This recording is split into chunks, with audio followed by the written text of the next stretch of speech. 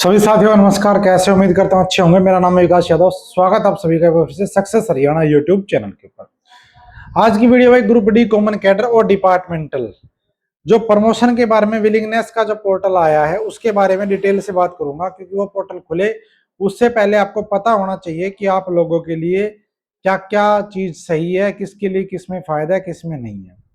मैं अपना ओपिनियन बता रहा हूँ, आप मानो ना मानो आपकी मर्जी, आपको ज्यादा पता होगा वन डिपार्टमेंट के बारे में, लेकिन मैं इसके बारे में क्या सोचता हूँ, क्या मेरा सुझाव, वो मैं आपको बता रहा हूँ। तो सबसे पहले तो आप चैनल को सब्सक्राइब कर लेना और मेरा यूट्यूब, फेसबुक, इंस्टाग्राम और व्हाट्सअप जिस पे केवल और केवल कर्मचारी जुड़े हुए हैं उसका लिंक डिस्क्रिप्शन में दे दिया है, जुड़ जाना। अगर आप नहीं जुड़े हो तो वहां भी आपको कर्मचारी संबंधित अपडेट मिलती रहेगी। देखो, एक तरफ है कॉमन कैडर, एक तरफ है डिपार्टमेंटल प्रमोशन। ठीक है जी। अभी 1 तारीख से 15 तारीख तक आपको विलिंगनेस भरनी है कि आप कॉमन कैडर के थ्रू प्रमोशन चाहते हैं या डिपार्टमेंटल प्रमोशन चाहते हैं। ध्यान रखना, समझ गए। ये केवल और केवल 2018 वाली भर्ती या फिर जो मार्च 2018 से लेकर के मार्च 2020 तक के जो एक्स ग्रेशिया से लगे हैं उनके ऊपर ये लागू है।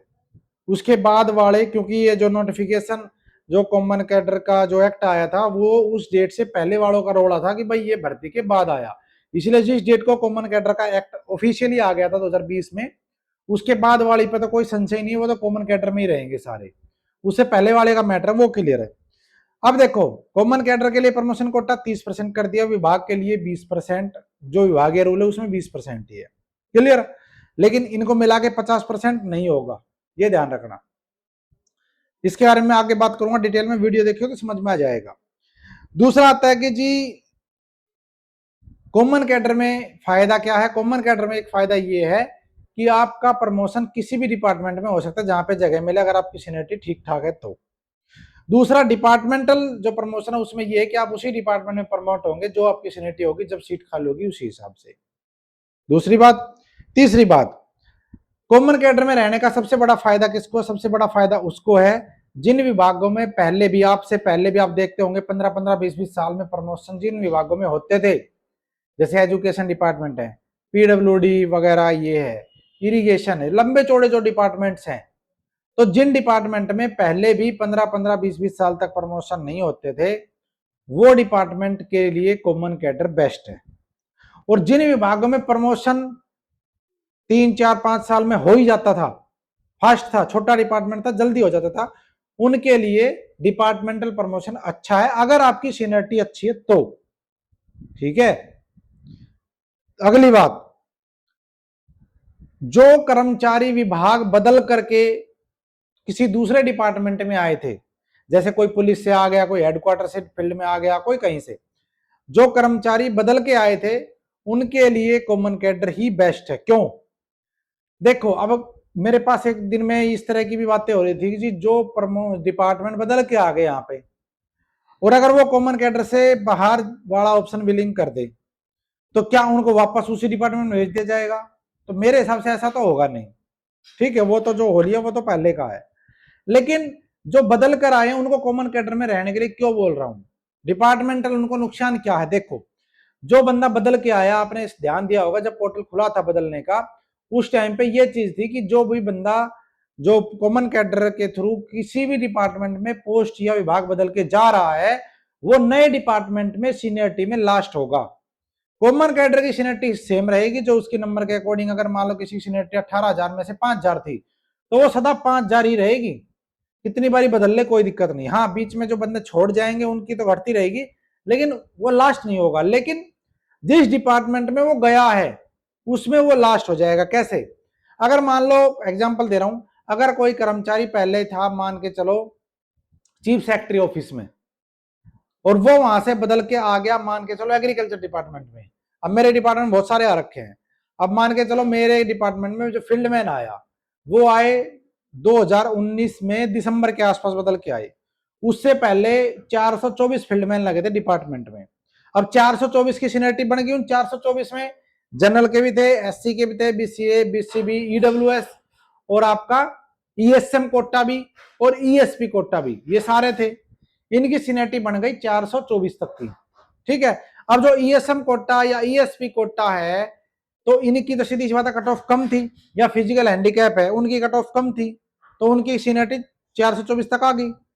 अब उनके बाद जब दिसंबर 2019 में बदल के कोई कहीं से फील्डमैन के पोस्ट पर आया डिपार्टमेंट में, तो चाहे उस बंदे के 80 नंबर हो, वो सीनियरिटी में 425 से शुरू होकर के फिर वो सीनियरिटी से लगेंगे। जो आए हैं ना उनके नंबर के अकॉर्डिंग जैसे उनकी ज्वाइनिंग होगी उसके हिसाब से वो 424 के बाद 25, 26, 27, 28 ऐसे 29, 30 चलेंगे। चाहे फिर उनके नंबर सबके नंबर चाहे 80 से ऊपर हो, वो पहले नंबर पे नहीं जा सकता। तो जो बदल के आए हैं वो जिस डिपार्टमेंट में भी आए हैं उनमें लास्ट है, वो लास्ट में है तो प्रमोशन का चांस कम है, इसलिए आप कॉमन कैडर में रहोगे। अच्छे नंबर हैं तो कॉमन कैडर में बने रहो। अगर कोई बदल के आया अच्छे नंबर थे उसके तो कॉमन कैडर में बने रहो, आपका प्रमोशन यहाँ हो जाएगा। लेकिन अगर आपका स्कोर भी अच्छा नहीं है, बदल के चले गए तो डिपार्टमेंटल में आपको नुकसान होगा, आप सबसे लास्ट में रहोगे। समझ गए? इससे अच्छे से आसान से कोई नहीं समझ पाएगा।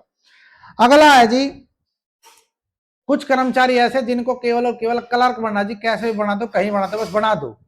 जिनकी सोच ऐसी है कि जी बना दो कैसे भी कहीं भी, तो वो कॉमन कैडर में रह सकता है।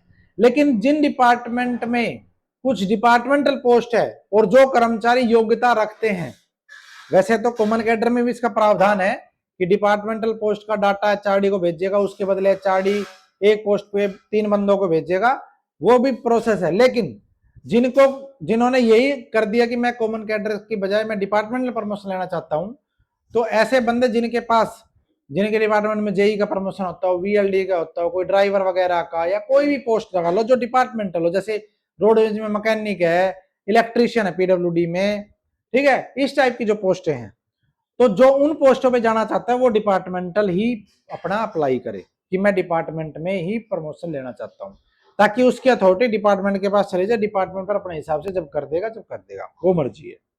क्लियर? अगला है कि सबसे लास्ट आ गया हूं वीडियो में, सबसे बड़ा जो इश्यू है जो मुझे भी अभी तक नहीं पता और जो संशय आपके मन में भी है वो उसका जवाब अब दे देता हूं। अब मान के चलो 100 बंदे कॉमन कैडर में आ गए और 50 बंदे डिपार्टमेंट में चले गए, एग्जांपल दे रहा हूं 150 बंदों के हिसाब से।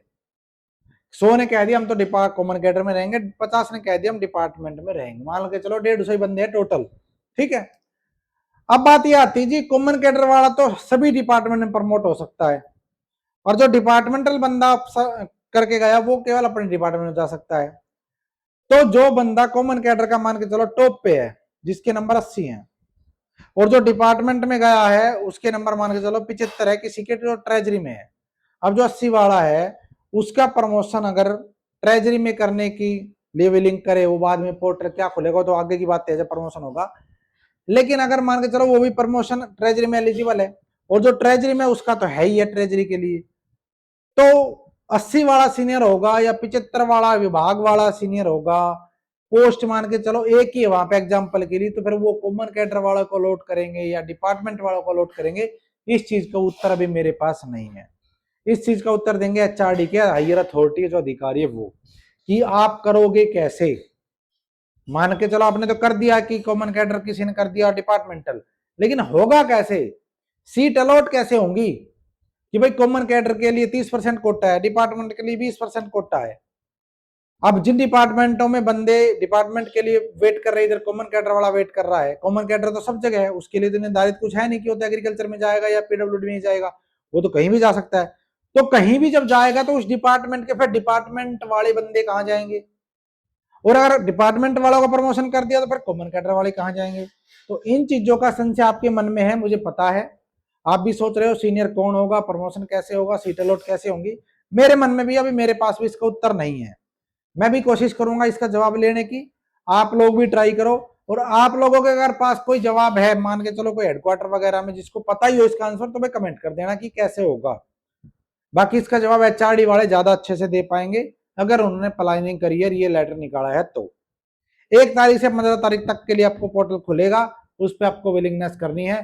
फिर कह रहा हूं जल्दीबाजी में मत करना, बहुत सोच समझ के ढंग से बिल्कुल ठंडे दिमाग से तब करना, क्योंकि पहला और लास्ट चांस है, फिर कोई ऑप्शन नहीं है। क्योंकि आज मेरे पास एक फोन ऐसा भी आया था, एक भाई ने कॉमन कैडर का केस करके विभाग से बाहर हो गया, अब ये लेटर आया था, वो कह रहा है कि जी क्या मैं वापिस आ सकता हूँ कॉमन कैडर में।